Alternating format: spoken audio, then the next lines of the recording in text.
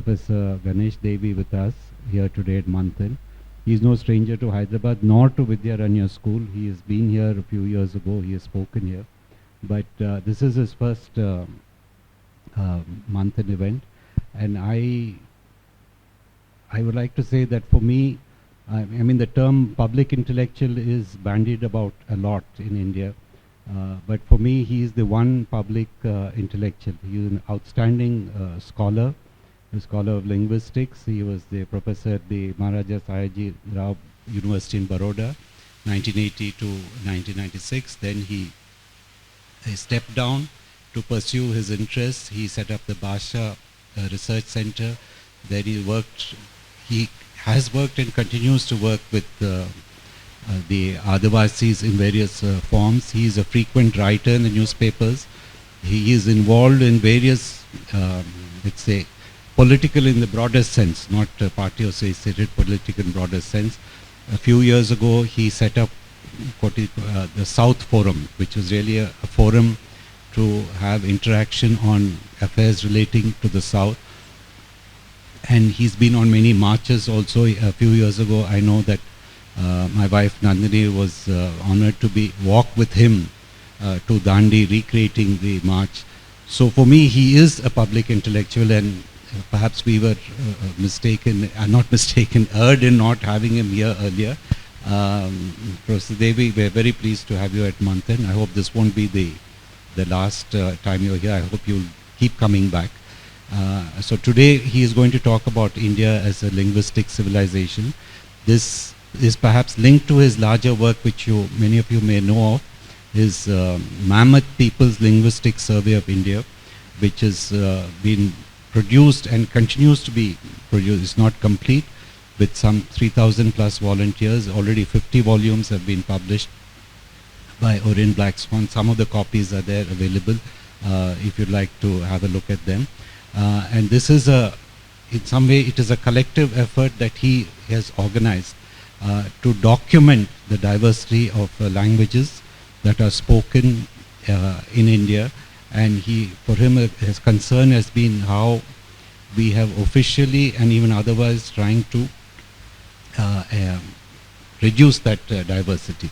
Now I'd like to invite Professor Devy to talk to us about the topic India as a linguistic. Vikramji, all members of Manthan, ladies, gentlemen, academics who come here for this evening. I feel very pleased to be with you. Just to know that such a group exists and has worked for 17 years, a relief in times which have become anti-thought, anti-intellect, and anti-civilization. Therefore, I thought when I speak to you, I'll try and touch upon the idea of civilization. But before I move to doing that, let me very briefly mention that one of the traditions of philosophy, one of the schools of philosophy in India, Mimamsa, has its root in the term mana, and it is the explication or expression of the mind that was at the heart of the Mimamsa school. And it is because of that school of philosophy could establish a very creative dialogue between Buddhism and the non-Buddhist schools of philosophy. I mention this because Manthan is close to that, and therefore I look at you as the votaries of dialogue, as the advocates of harmony, as the guards of the freedom of expression in this country. And therefore, with a salute to you, let me put my thoughts before you on this idea of civilization. Towards the end of the 18th century,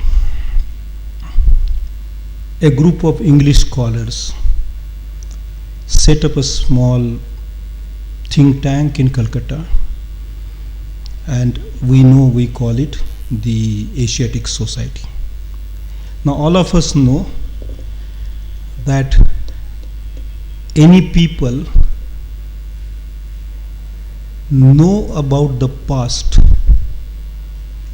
only as much as their present will allow them, and not beyond. And at that time, towards the end of the 18th century, the knowledge of the Indian past had many going versions, but no comprehensive spectrum placed before the people. The going versions were, there was the Bakhar in Marathi, there was the Burunji in Assam, there were the Tawariks or the Kashidas in Persian, there were the panegyrics in Rajasthan. But a comprehensive picture of what South Asia is, or the people from Dhaka to Kabul, that kind of picture did not prevail in the minds of even the scholars of that time.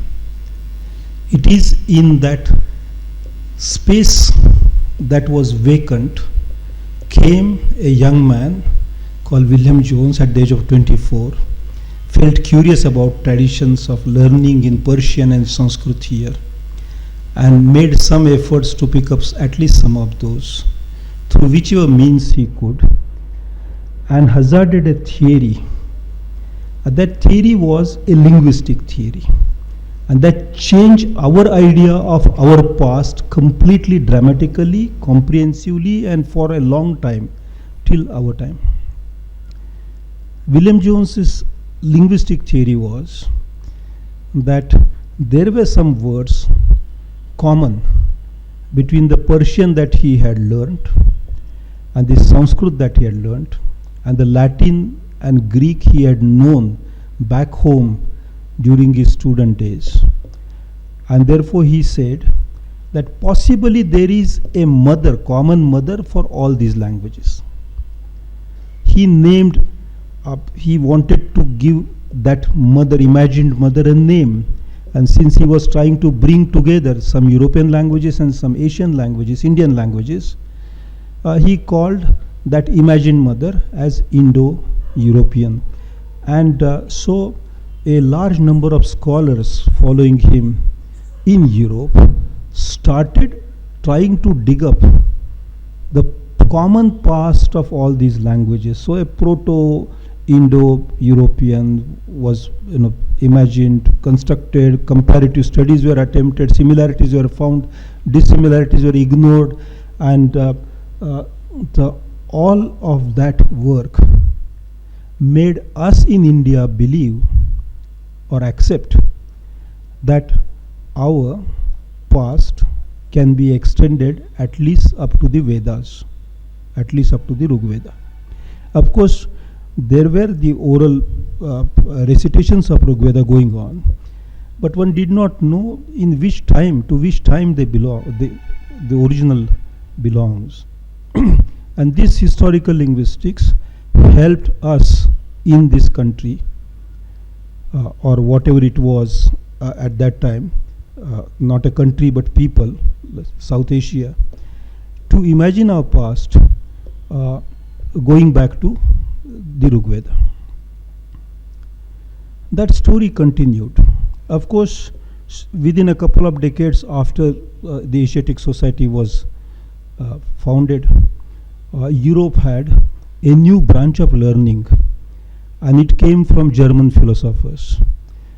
And that branch of learning was called history.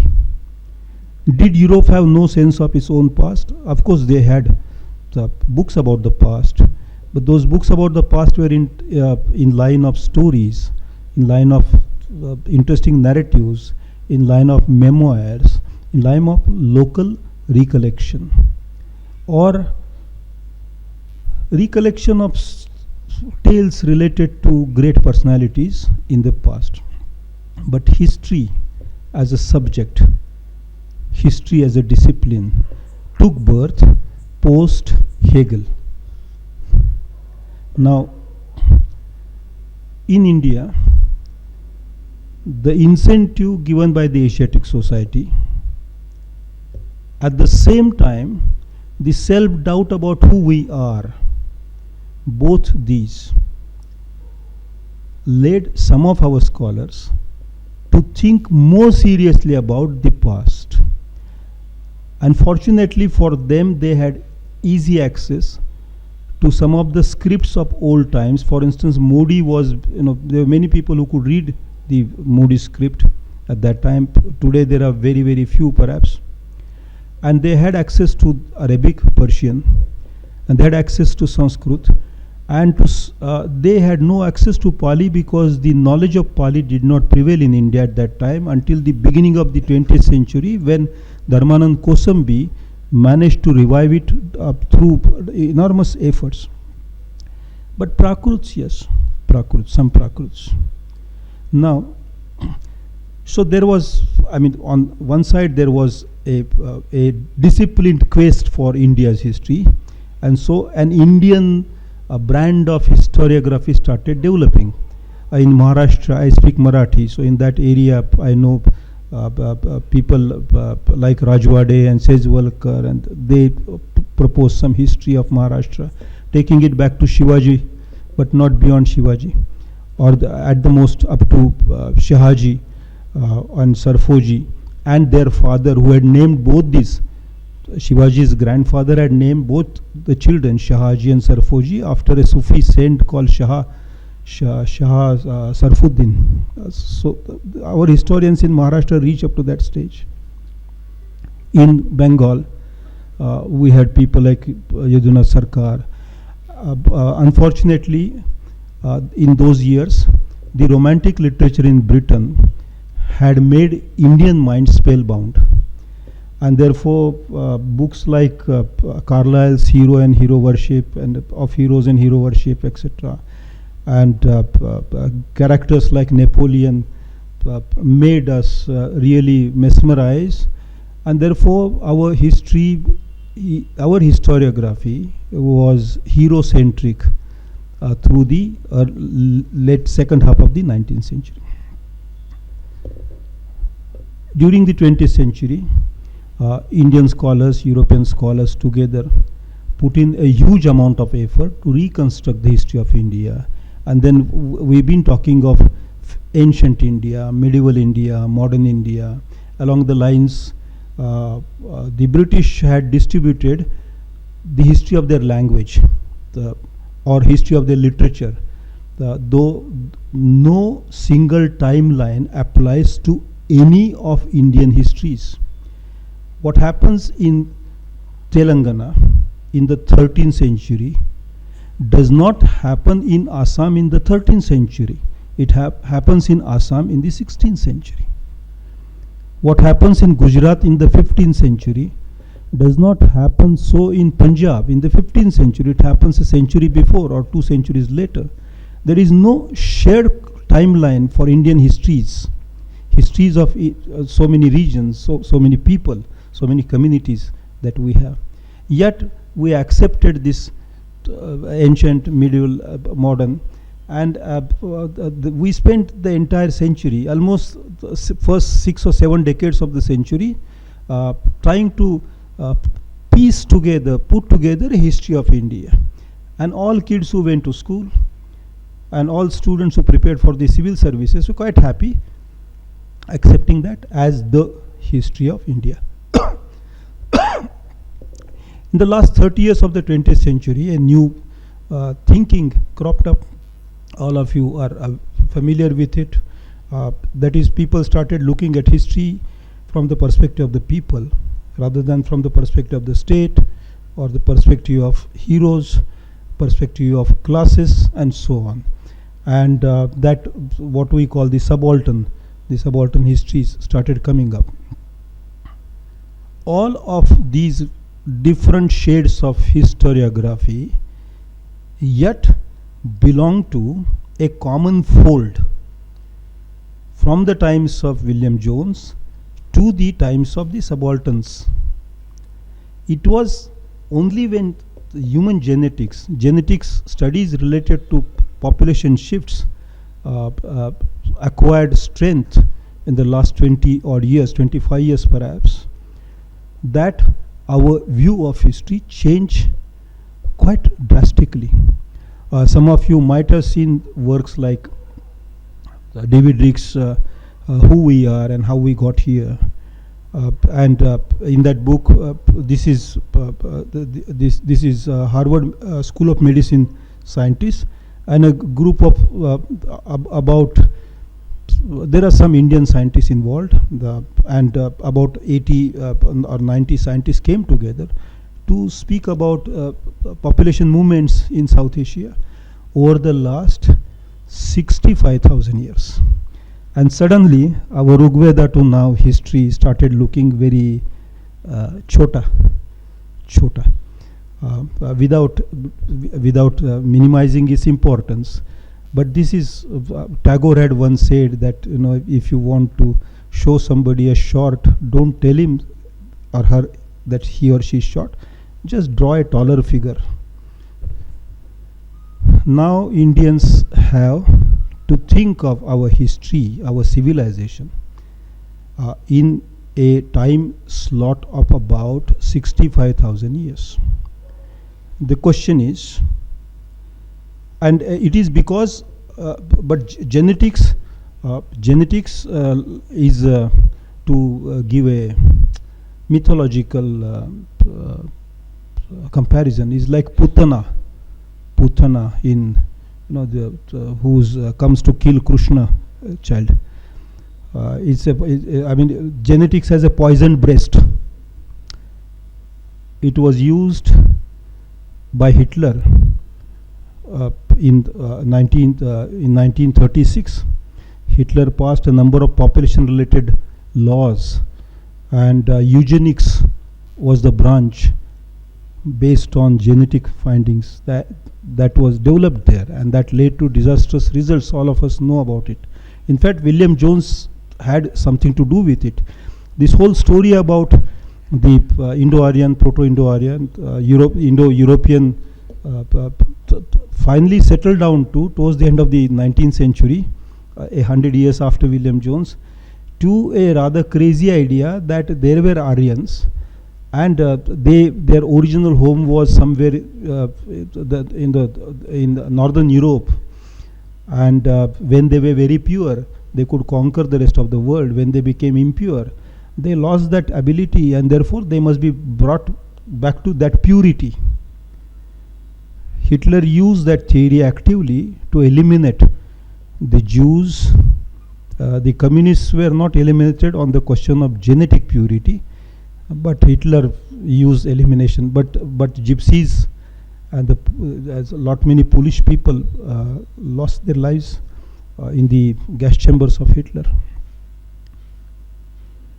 Genetics is a dangerous path to take when we think of the past. Yet, some of the properly calibrated scientific studies coming from genetics tell us that we have to think of our civilization slightly differently at the moment. And it is because this new technology has come, new science has come, there is a space created for new, and in many cases, many instances, completely non-productive, unnecessary, and even destructive debates.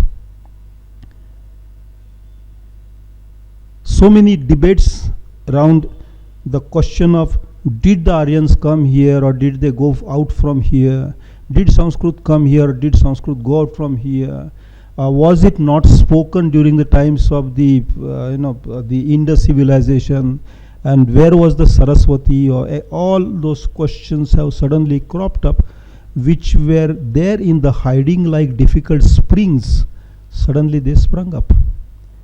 But I'll not get into those questions. I would like to engage with the question, a different question, and that question is, how do we describe our civilization now in the 21st century? And in India, as where India stands, and as how India stands some 75 years after the Constitution of India was proposed for us. From that angle, let me say that I'm not sure if my consciousness is a reality or whether it is a belief with which I continue to dupe myself, continue to mislead myself. There is no proof I can give of my consciousness to you. And I am also not sure if the phenomenal world, the world as Immanuel Kant calls it, the world outside us, exists out there, or whether I merely imagine it. But one thing I am sure of, despite these two great uncertainties about my consciousness and your consciousness and the world out there, one certainty I have, and that is, if at all there is a bridge connecting our consciousness, one's consciousness, to the world out there, that bridge is language. And without that, humans would not have managed to imagine, conceptualize, propose, and actually bring into existence the world as we see it.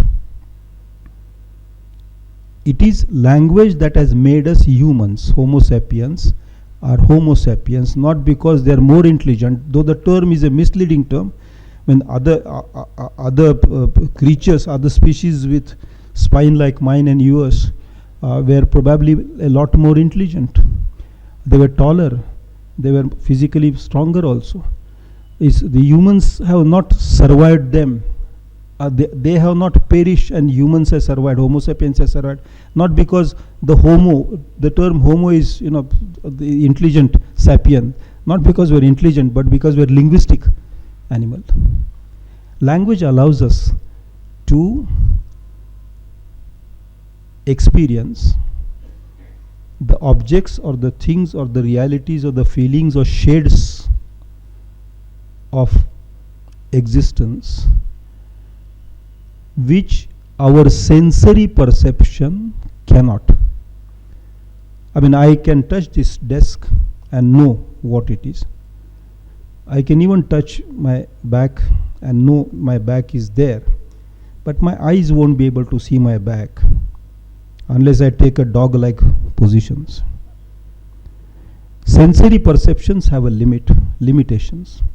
Language overcomes those limitations. For instance, I am quite comfortable in the thought that this is today, because it is some unit of time in which I stand. But how will my sensory perception allow me to say that tomorrow will be or yesterday was? Because they are out of my immediate sensory capacity. Language allows us to bring in all those things, and therefore language needs together, constructs the universe for us. Every language has a unique worldview. Every language constructs the idea of space and the idea of time in its own manner. And that's why every language has a different way of handling the past tense and therefore the future tense. Some languages have 3 forms of past tense, some languages have 5. Some languages just don't have a past tense and a future tense, and the present is a continuous into the past and into the future. Language makes us human. If that is the case, then we should quite frankly admit that the beginning of civilization of Homo sapiens is language, and it's a perfectly scientific statement. But that is scientific in an abstract way. Does it have practical, concrete examples, justification, evidence, or as social scientists would say, does it stand empirically? Let me make an attempt. If 65,000 years before our time,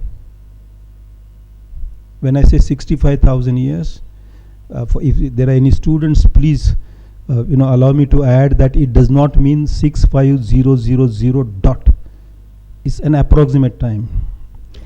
if 65,000 years before our time, Homo sapiens started moving out of Africa, and they wandered north and then to east into our part of the world, they could do so because they had learned to weaponize language, giving calls, sending warnings, alarming the colleagues, deciding on code words, repeating things, remembering a few things and sharing them with the next party that would take their place, because these were very slow migrations. They were not rapid migrations like let's say it's not like Bharat Jodo Yatra beginning with Kanyakumari going to I mean it's even that is quite an arduous thing. I mean I really admire the man who has done that walk, but this was a slow yatra, very slow migrations. The first wave came in 65,000. The second wave was here some 45,000 years before our time. And therefore in South India we find human existence. Of course we find human existence of a non-linguistic sapien of earlier times also in India. When along the Narmada bank they found there is at least a story that a skull was found, a skeleton was found. That skeleton is stolen by now, nobody knows where it is, but it was observed, it was found and studied. But in South India, from Andaman to entire South India, in Karnataka, in Deccan, there are traces, the archaeological traces. Studies of ancient bones have given us clues for us to know that they were humans here. Now, the next waves of migrations came much later. In between, there were gigantic climatic events, long spells of cold and short spells of non-cold climate prevailed, and the last spell of cold got over some 9,600 years before Christ, roughly 12,000 years before our time. That is the time when we say Holocene begins. We brought it to an end tragically. We made a beginning of the Anthropocene. That is a time when human footprint on the climate and the earth resources will become completely irreversible. Whatever you do, we only slide down. We cannot come back to the top of the hill. It's only going down now on. But for those 12,000 years, there is a principle in linguistics which linguistic anthropology uses that will help us to understand the situation quite nicely here in India. That principle is called the population knot, K-N-O-T. That is, when a large community is migrating, a small group finding enough animal and birds and enough food tends to stay at one place rather than moving forward, because the whole purpose of migration is to go to better climate and better places where enough food is available. They were not like the Russian army trying to conquer Ukraine. They just were wandering for survival. People stop at one place, and such population normally is estimated by linguistic anthropologists or anthropological linguistics, whatever you call that branch, at about 800 to 900 persons. So there is an extended family, call it a clan if you like, and it is able to perform all functions necessary for the survival of the group, tend to stay at one place. The others are moving about. Such a clan develops a language, inherited language, into a new kind of language, because then the sounds of the birds, sounds of the animals, the natural experience, all of them get integrated into the sound patterns of humans. I mean, if you go to the classical Darwinian theory of humans learn to speak from birds, which is not the case. But humans do sometimes, and even birds start speaking like humans sometimes, because I was told that CBI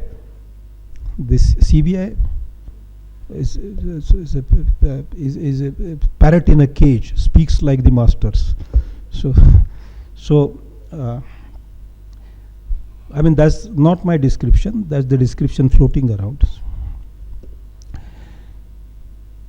The population knots in a place which has a better climate, less hostile climate, that is 30 degrees, not from the equator, 30 degrees north would be a habitable climate for humans, particularly after Holocene, particularly after the cold is going and the glass sheet, the snow sheet is slowly melting.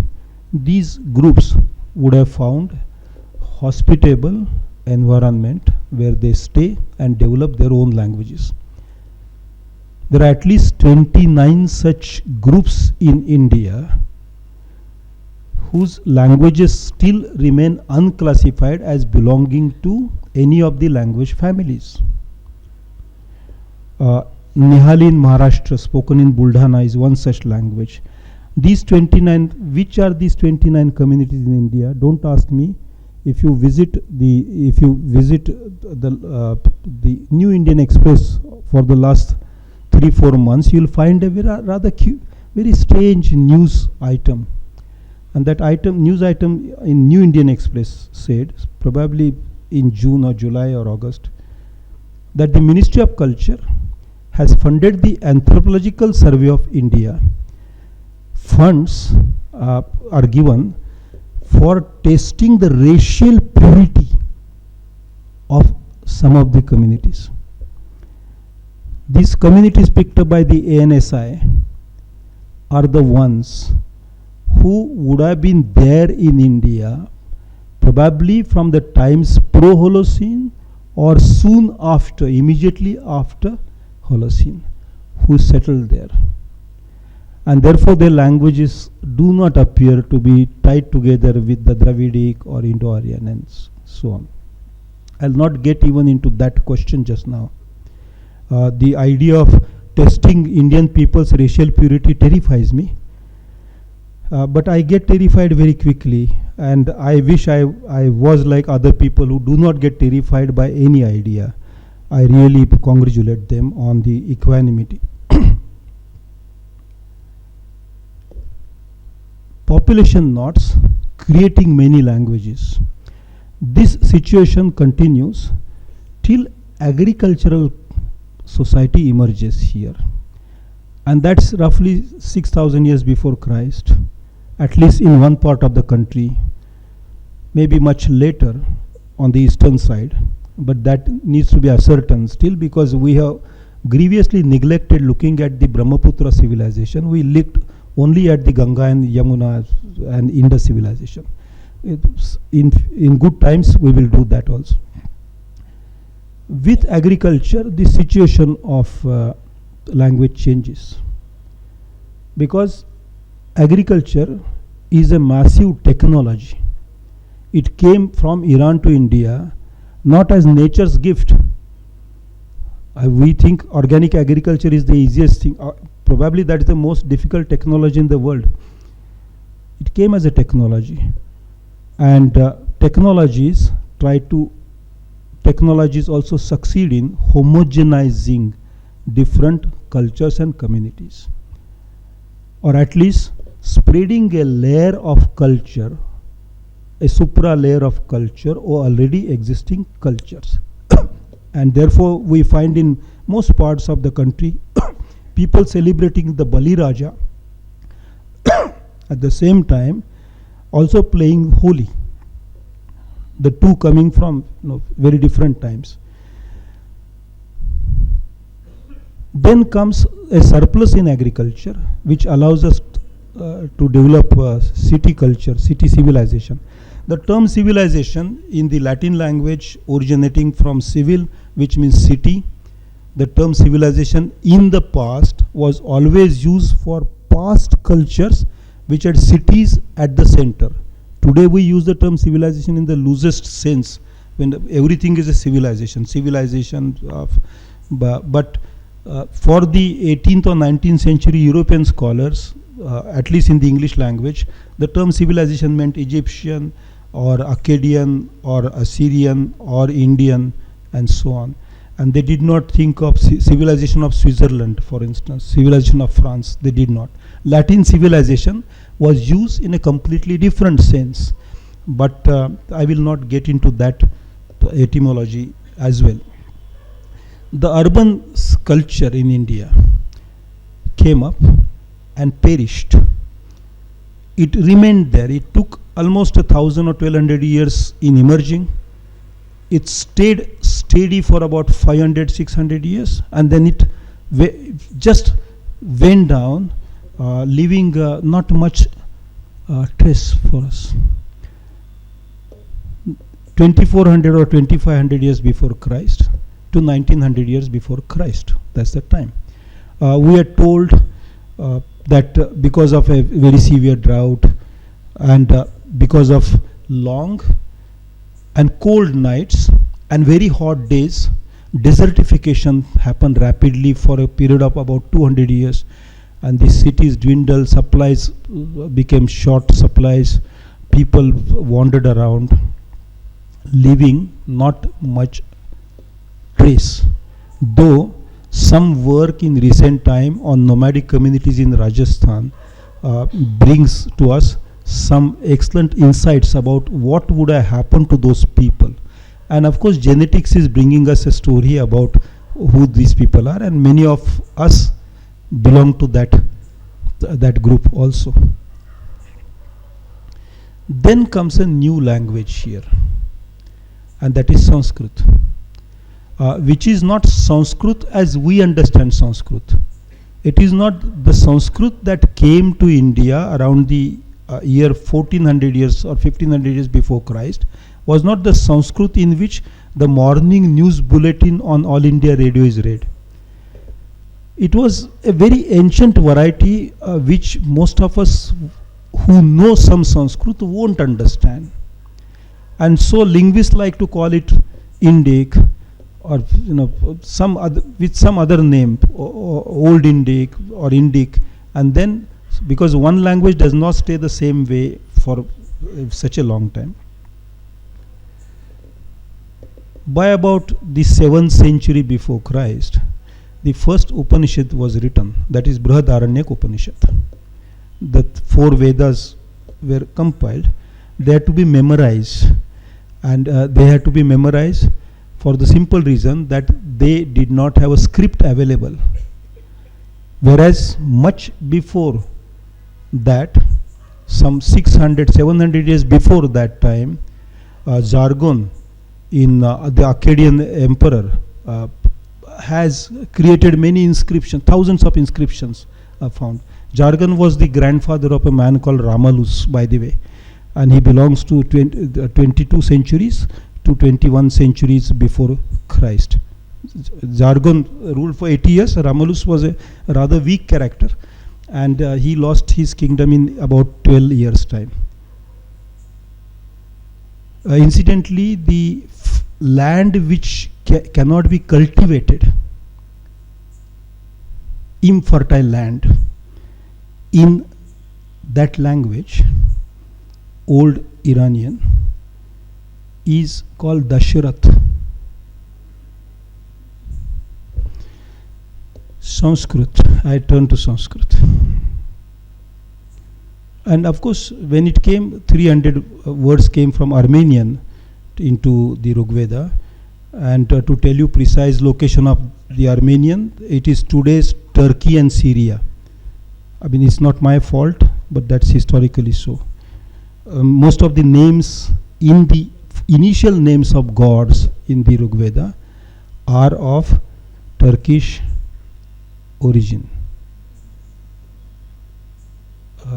Now, I will not get into any debate there because that is not my subject of study. I was trying to say that 7th century before Christ, Brihadaranyaka comes, excellent Sanskrit. It is greatly moving. When I read that and I go into ecstasy. I'm extremely fond of that. But at the same time, there's a man called Gautam Buddha, just 100 years later, or about the same time, who's trying to give hugely philosophical lectures in a completely different language called Pali, which means in order to develop philosophical concepts of that high abstraction level, this language has to be around for a long time. His contemporary or near contemporary Mahavir Jain gets into Prakruts, which were not Sanskrit. If you ask someone like Maheshwar Niyog in Assam, whose reputation got occluded because of Suniti Kumar Chatterjee, who was a great fan of Indo-Aryan languages, Maheshwar Niyog has a thesis on how there was a Proto-Assamese, which provided foundation for the languages of Mahavir Jain and Gautam Buddha, and these are historical figures. The dates are known. But even if one has any doubt about the coexistence of these 3-4 different great languages, let me mention that our Sangam poetry in the south, in Tamil, has at least 500 years before Christ, and there should be a Proto-Dravidian language, which at least Tamil is not of Sanskrit extraction. Marathi too is not. Marathi in 5th century after Christ allows Kalidasa to borrow poetic devices and dramatic methods from Tamil through the medium of Marathi. They go to Kalidasa. This Meghaduta, message sent to by a lonely lover, is peculiarly Tamil stuff. It was not there in the Sanskrit before Kalidas. I am trying to say that India had a profusion of languages prior to the emergence of what archaeologists call the emergence of the Harappan civilization, Indus civilization. India had a multiple presence of powerful languages around the time the Upanishads were being created. I remember suddenly that in the first book of the Mahabharata, which is Adi Parva, there is the story of telling of the Mahabharata in an ashram. That is a wandering fellow comes, and he is very terrible to look at. I think the name is Ugrashravas or Lomaharshan. What is it? Ugrashravas. No, Lomaharshan. One of these two, but terrible to look at. And children, he sings a little song, and children come to him initially frightened, but they come and say to him, please tell this story once again to us. At least tell the complete story. Don't leave it in the half. So he says, Ashtadasha Shatanicha, Ashtadasha Sahasrani, Ashtadasha Shatanicha, Aham Veti, Shuko Veti, Sanjaya Veti Vanava. Look, boys, I know only 8,000 lines of this. Sanjay knows another 8,000 odd lines, and Shuka probably knows an equal amount or so. Now, who was Shuka? Who was Sanjay? And who was this tribal man? One was a forest-dwelling tribal. Another was a horse-tending man. His job was to look after horses. And third was a half-Brahmin. Would they be speaking the same language? The Mahabharata is a collection of tales from many languages, and that's why it is Mahabharata. It was initially about 8,000 lines, and when it became the mature version 600-700 years later, it became 1 lakh lines that Bhandarkar Institute found. Many languages came together. I can run through very quickly because I do not know how I'm doing with time, and I need to be told when I to stop. If you think of the 4th century before Christ, there's a man called Panini, and we're all very proud of Panini. And ask a school child, what did Panini do? This child will say he wrote a grammar of Sanskrit. No sir, no madam. He wrote a system of grammar. He was an extremely clever, very intelligent person, extremely gifted. And he said there is nothing like a standard language in the world. He was asked, in Ashtadhyayi, there is I think Sutra part, how to learn Ashtadhyayi. There the question was, what is Upadishta? What is good language? And the answer given is in the Platonic style, dialogic, is in the Gita style dialogue. The answer given is, Upadishta is the language that Shishtas speak. Then who are the Shishtas? The answer is, Shishtas are the ones who speak Upadishta. So there is no standard language. It's all going around in circles. Panini knew several languages. He mentions that. It was not a grammar of Sanskrit. It was a grammar which allowed Sanskrit to look like a language, actually. We have, say, a few hundred years later, a couple of centuries later, 100 years later, we have a great king writing his message in many languages in the country, using many scripts. Look at all the Ashoka inscriptions, and they're not in a single language or a single dialect or a single script. Just a few centuries later, we have someone called Matanga, who gives the foundation of Indian music. He produced an absolutely fabulous book called Brihad Deshi. I mean, there's no parallel to this Brihad Deshi anywhere in the world. Brihad Deshi was a study of how every language creates its music. What is the musicality of a language, or what is the linguistic of music in each area in the country? And there's a long list of these languages and musics in India. That's why it's called Brihad. Brihad means all of them together, covering the entire. And these Brihads are not the Margi, not the Marga, the centris, but Deshi, Nadu. These are Brihad diversities of regions in India in the terms of music and language Matanga brings to us. 2 centuries later, in the 6th century, a new theory of literature, aesthetics comes up. It's called Riti Siddhant. And Riti is regional style of literature. And obviously such a Siddhant had to be produced because no poetry could be proven as being superior or as being inferior, because at that time in so many Prakruts, in so many varieties of Pali and Sanskrit and other languages, which names of which we do not know, poetry was being produced. There are languages like Yavanika, Barbarica, and there were Prakruts like Paishachik and so on. Paishachik reminds me of the story in India. The story of all stories in India is told in Katha Sarit Sagar. And the story of the Katha Sarit Sagar is, I'll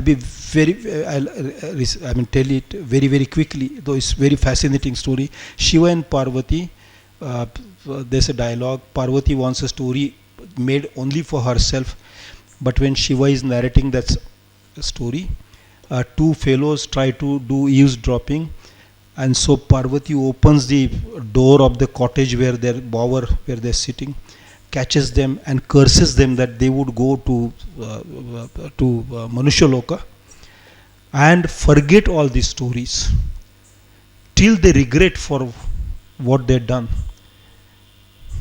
So they both fall into a forest, but they regret, and therefore they start remembering.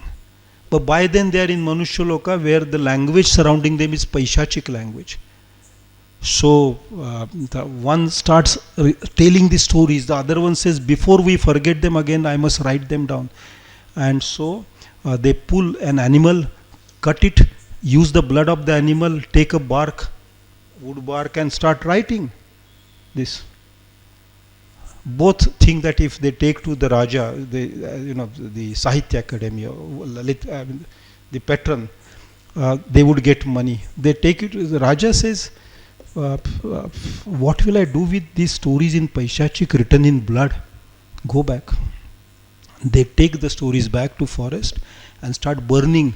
But before they relegate every story to, they drop every story in the flames, they read it out, and the birds and the animals all feel attracted to them, and they stop eating, and therefore they become very thin.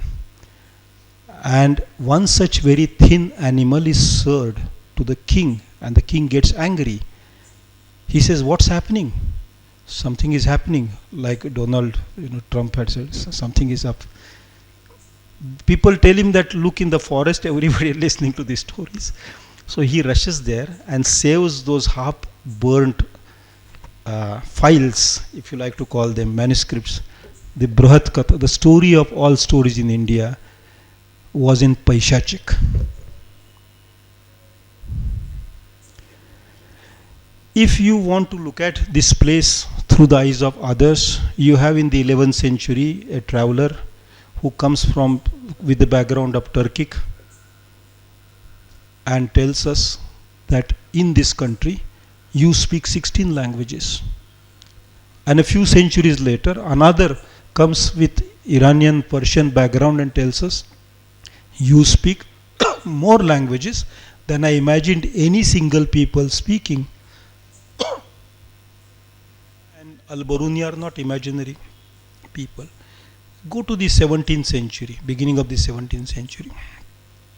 The British landed here. Sir Thomas Roe went to Surat. He wanted trading license. So he had to apply to the Bhasha, Jahangir. Now, Sir Thomas Roe did not know Gujarati at that time. Kemcho, he did not know. Nor did the Surti people know English at that. They don't know English even now. So that was long time back.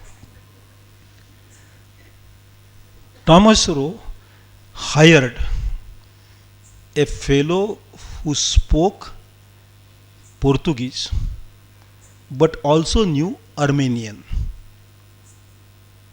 The Armenian fellow hired a fellow who knew Persian but also knew Gujarati. So from English to Armenian, Armeniac, to Persian, to Gujarati, and then back. So many languages coexisted in the transactions of the people. The entire colonial history is a history of language exchanges and language blossoming in this country. I mean, we can blame the British for lot many things, for giving us English also. We can blame them if you like. That's a different subject. But certainly during those centuries, some of the very best literature came up in many Indian languages. What I said is, for the last 45,000 years, India has been a country of many languages. And there is not even one instance of a language war in those 45,000 years. Of course, we don't know if wars took place before, but no instance of a language war in this country. They are beginning now. Between Karnataka and Maharashtra, war is manufactured. Not a war, but conflict is manufactured. Sorry, that was a strong word. Please delete it from your records.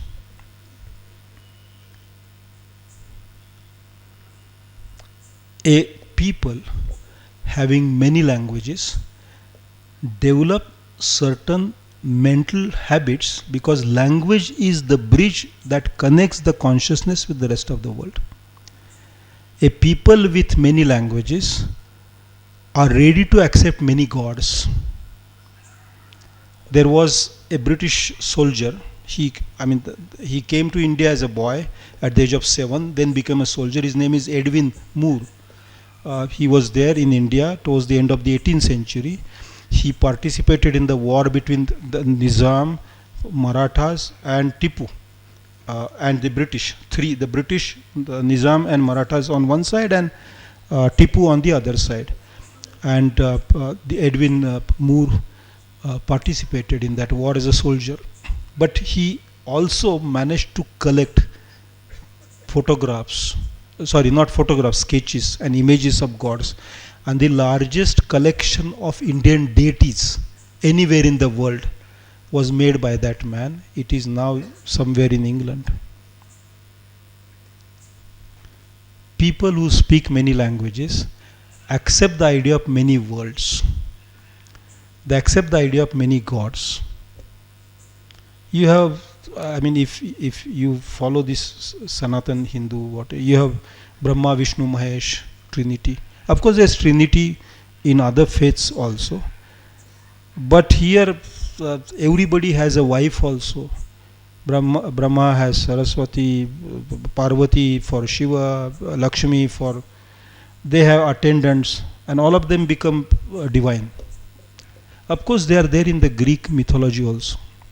But the Greek mythology force the Greek thinkers and scientists to interpret the entire world in terms of substance and shadows and the difference between them.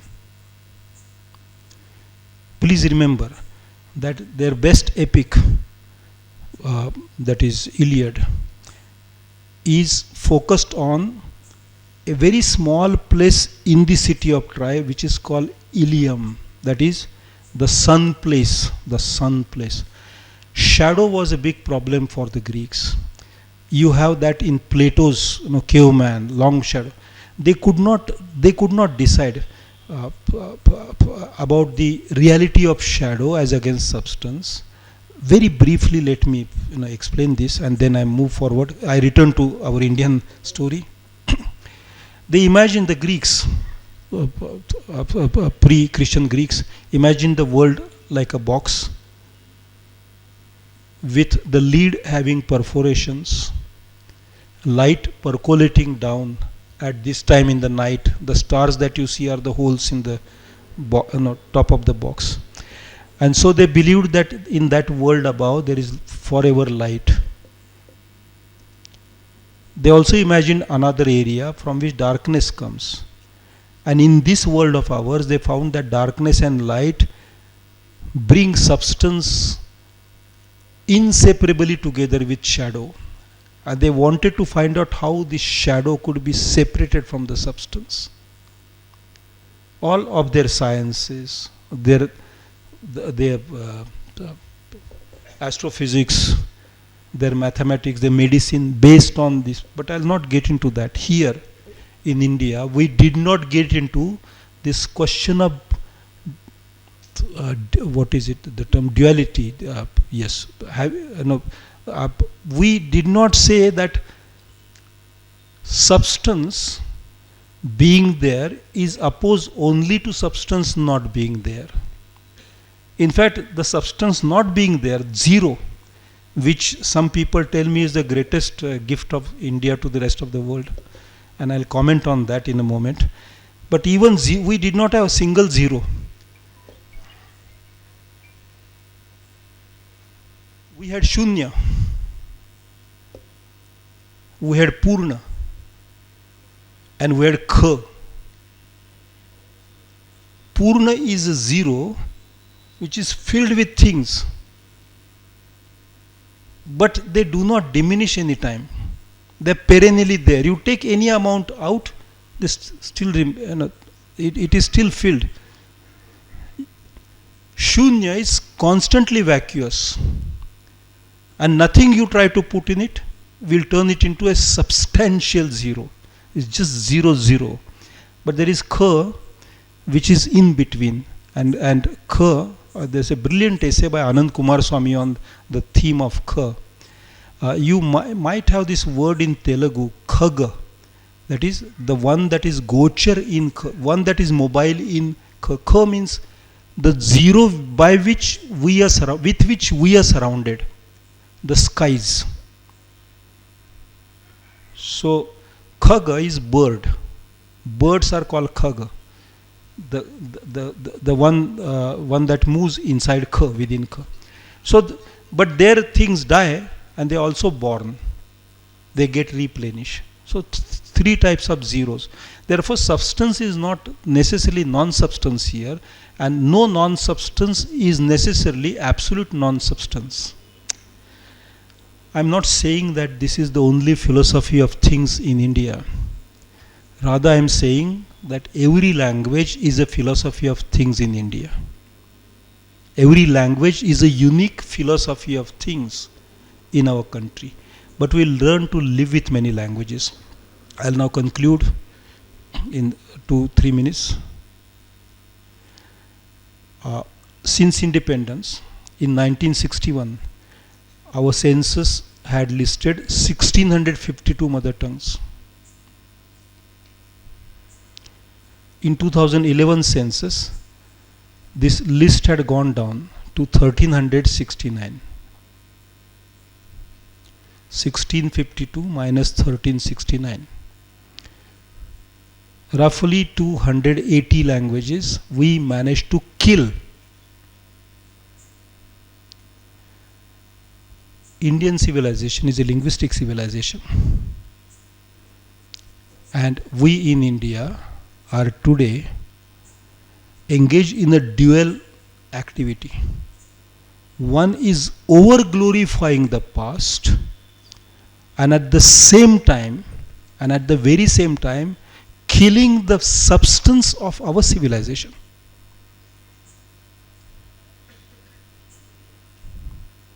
A time will soon come when humans might go beyond the stage of language.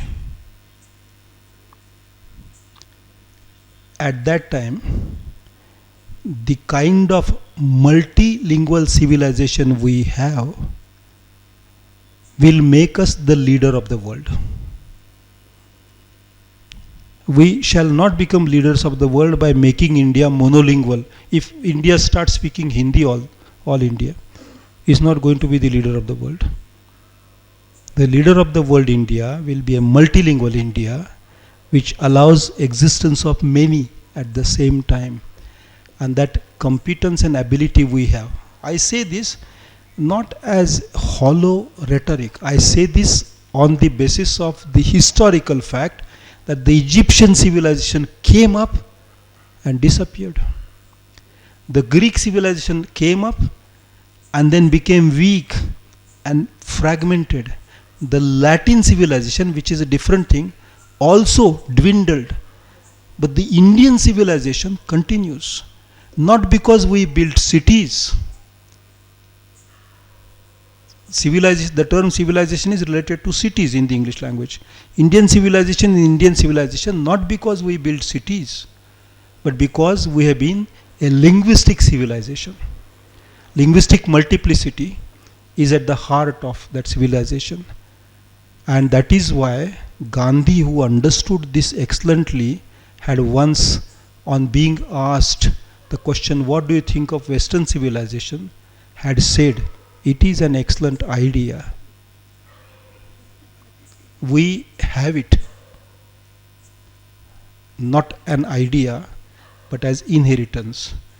And we are wantonly squandering it and acting against it and allowing people from among ourselves to act against it. That's a saddening thought, ladies and gentlemen.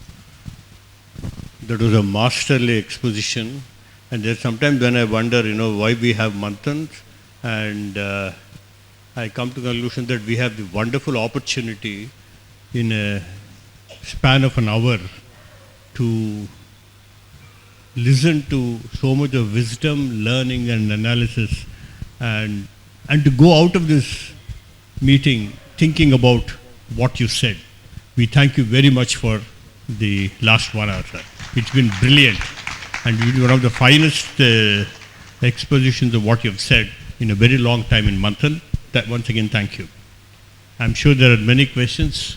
Yeah. Here in the state of Andhra Pradesh, the government has passed a law that all the schools, government schools, should start teaching the students English. They made English medium compulsory for class 1. And there is another group, there are two groups, one that supports English and the other one that says no. That will kill the local vernacular languages. And they say that English should be taught. but not from class 1, but from the 4th or 5th standard. And there is another group that says there should be total English medium, but vernacular Telugu as one subject. Which one is correct? According to you? Well, I wish I were the chief minister, which I am not. This resolution made, I mean, in your position, I would have asked myself a question. Is the resolution, no, let me first give an example and then I'll ask that question. John Ruskin wrote a book called Unto This Last. In that he tells a story, tells the story of a sailor, merchant, not S-E-L-L, not salesman, but a fellow traveling on a ship. He has lot of gold, and somehow the ship sinks. So the sailor has tied all the gold to his neck, belly. He goes down and dies. Ruskin says, did the sailor have the gold, or did the gold have the sailor? In that spirit, I am asking. I would have asked the question: is this a resolution for winning elections or for educating children? And then think about that question. I think I answered. Ravi, student of sociology. In sociology, in the social sciences, when you study tribes, it is but natural that we employ some amount of DNA studies or genetics. Would it be extreme to call that a study of racial purity of tribes? I think it is a little extreme. Would you like to comment on that? The 29 unique language groups that you mentioned, merely studying the DNA makeup of them. For instance, we can connect the Mundas to Australian Aborigines through DNA studies. So merely studying the DNA study is not a study of racial purity. So No, I agree. That kind of study is useful, but the Anthropological Survey of India did say, and a scientist in charge of that did say in an interview to New Indian Express that this work is being carried out to check on the racial purity, and that terrified me. Later, the ministry gave a clarification saying that no, we have not given money for that. That is not our intention. But just a moment, I will stand there and say something. So I agree with you. I agree with you. But the instance here was a statement was made, and then the government retraced from it. I will give an example. Recently, a member of Lok Sabha presented to Lok Sabha, he is from Rajasthan, a private member's bill under the caption Population Control and Planning Bill. It had incentives and disincentives. Incentives were, if there are less than 2 children, then people get free health service in primary health center, free education in government schools, which don't exist, both of those entities. I mean, they don't work. Disincentives were, if there are more than 2 children, they won't get this. But there was one more disincentive introduced, and that was they will be disenfranchised. Now that shocked me. I mean, that word simply means they won't be allowed to vote, which goes against the constitution of this country. I decided to write an article about this, and I actually wrote it and I sent it to the editor of a very prestigious paper. The editor telephoned me saying that such a bill does not exist. So I checked and I found that it was removed from the official papers of Lok Sabha. Putting out a signal, taking it back. Putting out a signal, taking it back. To create an effective political messaging is an old hand trick in the mass psychology of fascism. I mean, it's used, psychologists have worked on that. Sometimes when we want to terrify children, I mean, we no longer do it, but when I was a school child, My school teacher used to simply raise his hand like this. He did not move it. But I used to feel frightened that an attack will happen. Those tribals have no ability to write letters in English to the ANI. They are so engaged in their daily activities. They just don't know that the cellular or genetic studies, earlier the stem cell people used to do it for finding pure cell, now pure gene. For science it is good, but for those communities, without their consent, doing it is not done in civilized societies. We must study the centenarians from the perspective of the centenarians. For instance, I am being very frank. In 2008 or 9, that year was when the United Nations passed a resolution on the indigenous people. India was one of the 2 countries that refused to sign. India does not officially accept the term indigenous.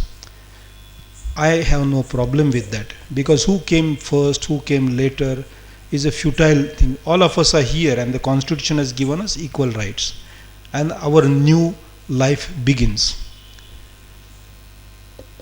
But if the centenarians were to say that this country belongs to us, you go out, how do we have never taken the centenarians' perspective into consideration. Centenarians are a good subject to study, but they are not only the subject to study.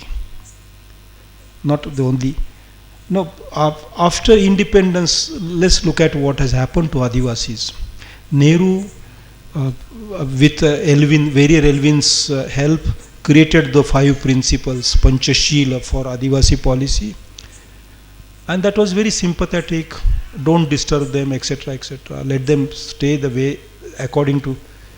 Then in 1999, a ministry was created, first time, tribal ministry, Ministry of Tribal Affairs, and that was NDA government, first NDA government. It decided to mainstream tribals.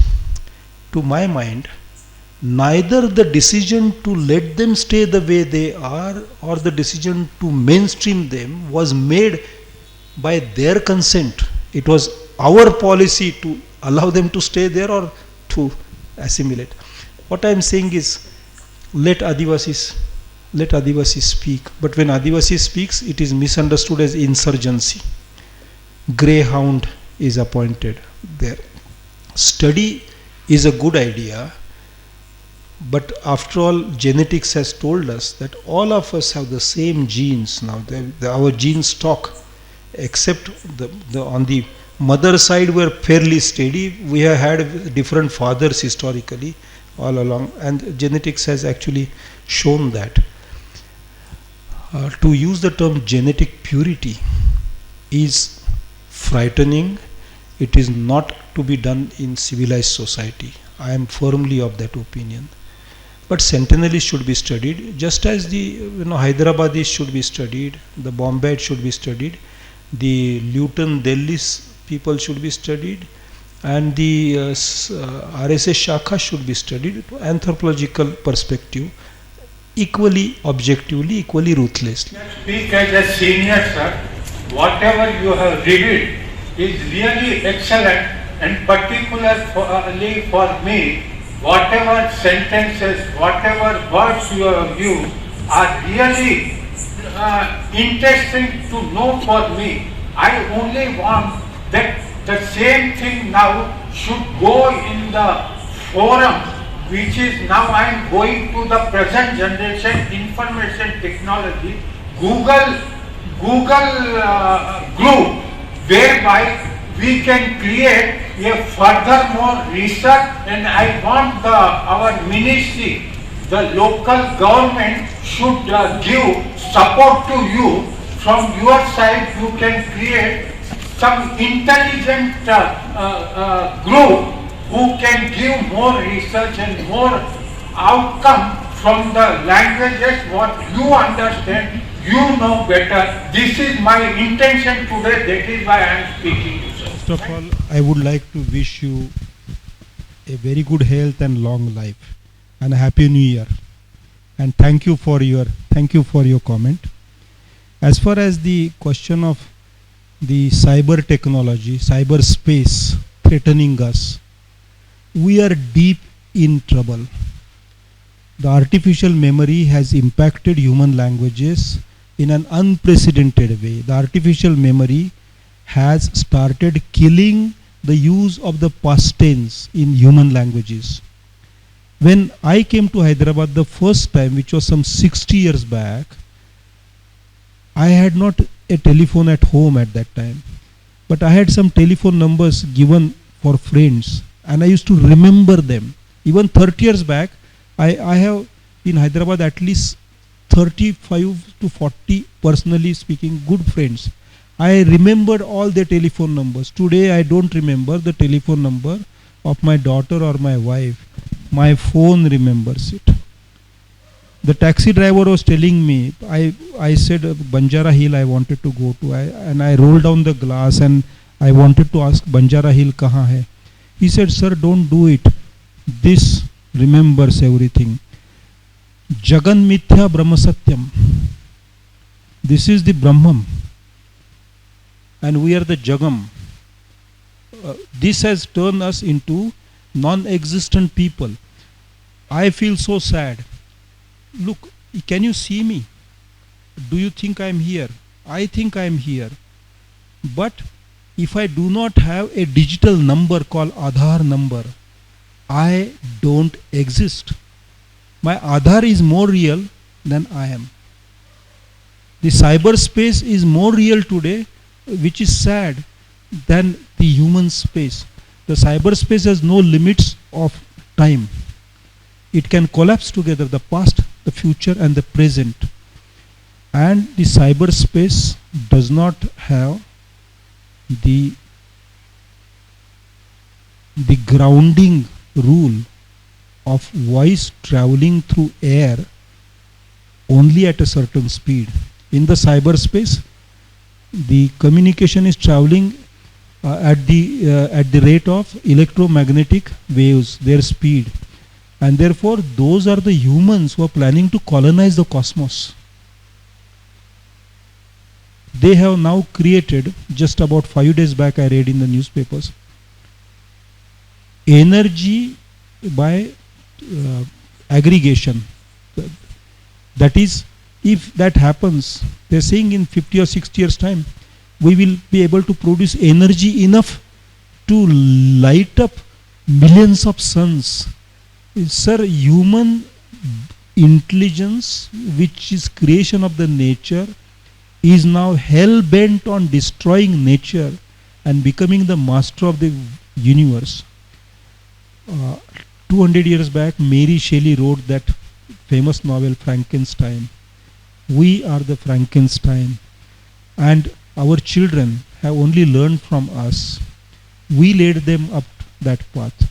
Did we not say to all our children in Hyderabad to go to the Silicon Valley and bring so much of investment here to open so many companies of artificial intelligence? I don't know if we can blame ourselves or blame the new generation. All that I know is we are on the verge of end of human language. And that is where, if there's any people who can save the rest of the world, it is the multilingual people who can save. India is good for the world because we have diversity. India is good for the world because our constitution has said that we are a union of states. India, that is Bharat, is a union of states. States. Many timelines, many histories, many languages. We should feel proud of that. That's all that I want to say. Thank you. Sir, I made a finding. Telugu is 4,200 years old, whereas English is only 1,500, which is born out of some German tribal languages. This is the first question. The second question is, I visited a very wonderful city, well known to many people, and many of them, they don't know, it is not just for Hindus, it is also for the Buddhists, it is also for the Sikhs, And there's a very beautiful church also available. And in the same city, there are two places, two planetariums or something are there. In the same city, a British soldier wanted to construct a Sanskrit university with the permission of another person, I'm not getting it. It was made. And when I visited, I was not allowed inside, and it is not operating. It is the first university for Sanskrit. Can you tell me, is it the Britishers who saved the Sanskrit language? Today, most of the Sanskrit scholars are either Germans or the English people. Why there are certain political parties, they talk about protecting Sanskrit language, but actually the Sanskrit language is protected by the Britishers. What is your answer? Well, I understand the pain and the agony with which you ask this question. The question of saving Sanskrit does not exist, because you can save a living person, not a dead person. Sanskrit is not dead the way, because languages do not die like buffaloes who take birth, then they grow and then they die. Languages are social systems, they are symbolic systems, they are systems of significance, culturally created. They linger, they tend to linger. Sometimes they linger unnecessarily, like I am lingering on this lecture unnecessarily now. I should have stopped. Sanskrit, when people started using, what was the entire Bhakti movement? It was against the Sanskritic, hegemony. And I'll tell you something very interesting. People in the country wanted to worship Shiva and Vishnu. Lots of sects, lots of temples. There are no temples of Brahma. Very few minimum. And so Brahma should have become a little weaker in the Trinity. But the Egyptian pharaohs had given the key. The Egyptian pharaohs were interpreters of God. Only they could hear God's words and interpret them. And I don't know if the word pharaoh is close enough to the word purohit.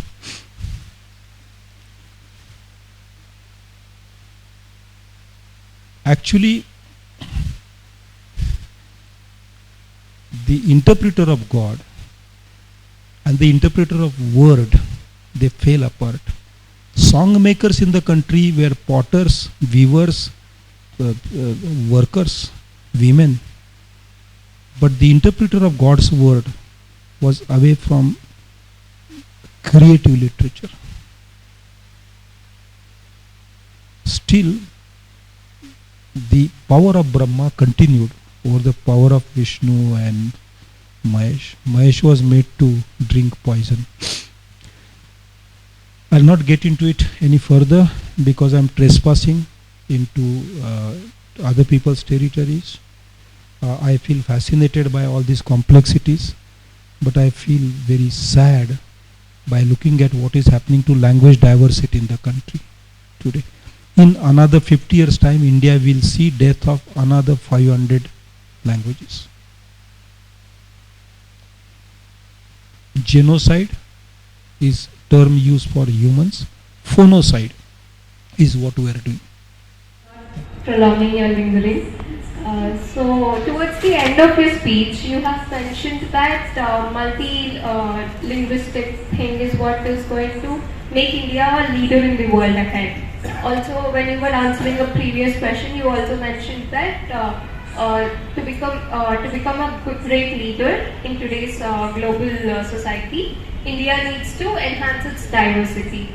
Definitely diversity is a very nice thing to work upon, but don't you think when we have too much of multi-linguistic things, it becomes a little chaos, and it's difficult for people to understand what the other person is trying to communicate to me.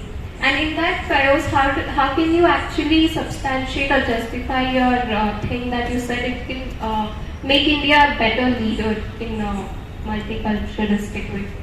Or multilinguistic way? Well, we normally think that we have too many languages. But look at the statistics. The world has a population of 800 crores approximately. The world has approximately 7,000 languages. So in India we have 140 crores. We should be having approximately 1400 languages. But the last census, by the way, this census was stolen from us. Just as Corona stole the spring for 2 years, this and the holiday seasons for last 2 years. This census is, we have no census this time. Therefore, we have to depend on the 2011 census. India should be having 1400 languages, but India has, at the moment, according to that census, 1369. So we are at least 31 languages too short of the global average. However, the global average does not apply to every square kilometer of the world, of the earth. There are areas of concentration of languages, and there are very few languages in some very large areas. In India itself, Arunachal Pradesh has a very large number of languages, but Uttar Pradesh has very few languages. The largest state in the country with largest population, 40 crores or something like that, just about 6 or 7 languages. They will increasingly become monolingual. They will become increasingly unemployable. They will increasingly start hating other languages like your language, which is so many thousand years old. They will unnecessarily start imagining a past glory and wish for a recovery of that past glory, and in the process allow demagogues to flourish. Think of that. Now in terms of practical, if we have my People's Linguistic Survey of India has covered 780 languages. If we have to teach in 780 languages, is it possible? It is absolutely possible. With the help of technologies, we can do that. All India Radio is an excellent model for. All India Radio used to give programs in about 130 languages very successfully, and actually that helped the languages. The language people have a sense of pride. They feel a sense of dignity. Therefore, they feel that they are equal citizens. Therefore, they participate in production of wealth and bringing happiness. Thank you. Thank you. I have a last question, sir.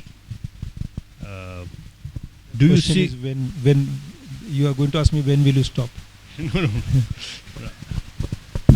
Do you see? We are talking about languages dying and the possibility of their dying, and I think in the Indian subcontinent itself we have seen Sanskrit as a form of not a dying language, but a language in shadows. But Pali, Prakrit. But I think in the last 1,000 years, new languages have also come up, like Telugu and Bengali, Kannada. They are about 1,000 to 1,200 years old. Do you see these things also happening in the next 500 years? That maybe some new languages will come up, which will be more representative of those societies than what they are now. The birth of a language takes place because of this population knot. It also takes place because of a new technology. For instance, paper technology became available in India around the 12th century. And suddenly from the 12th century onward, we have this what we call modern Indian languages becoming more active. It's not as if they were not around. But I mean, for Telugu, what is the most oldest available literature? So it's synchronous with the paper technology. When the print technology came, new genre, new forms of language came up, like novel and theatre and so on. They are oral traditions. These technologies also consume a certain life of languages. Therefore, in our times, with the digital technology, we will have languages born only in the digital sphere and not in the biological sphere. And that is where, when I go home, my home or your home, or wherever I go, Now I see only a small group, 3 or 4 persons, sitting there, each one looking at this. I, as a child, used to fall asleep listening to my grandmother's stories, and everybody has. But today, people fall asleep looking at the last message received, and when they open their eyes, before they go and wash their teeth or eyes, they first see what so people are sleeping with artificial memory today. I mean, in the most ludicrous sense I am saying this. People are having sex with artificial memory today, and there is I mean, I am not talking about sex, sex in metaphoric sense. Very soon chips will be biological, so it will be bio, what is your technology called, this IT, bio IT, University of Bio IT. So half machine, half man, bionics. So they are called cyborgs. The new languages will be languages closer to the machine rather than humans. Sad. Sad. But may happen. I hope not. Because humans can take a U-turn by listening to me. Thank you very much. As Vikram said, that you've given us a masterful talk on the linguistic history of India. And as I said in the beginning, I hope you will come back soon to talk more about this aspect or much of your other work, including your most recent work, which has just been published